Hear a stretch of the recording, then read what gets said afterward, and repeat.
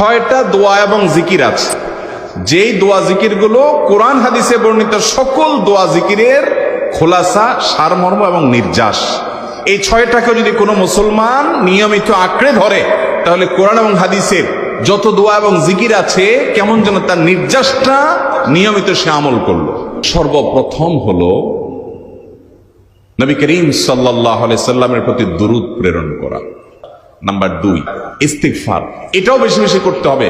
Number 3 ইয়া যাল জালালি ওয়াল ইকরাম, এটা একটা জিকির, আল্লাহ তাআলাকে ডাকা, আহ্বান করা, এটাই জিকির।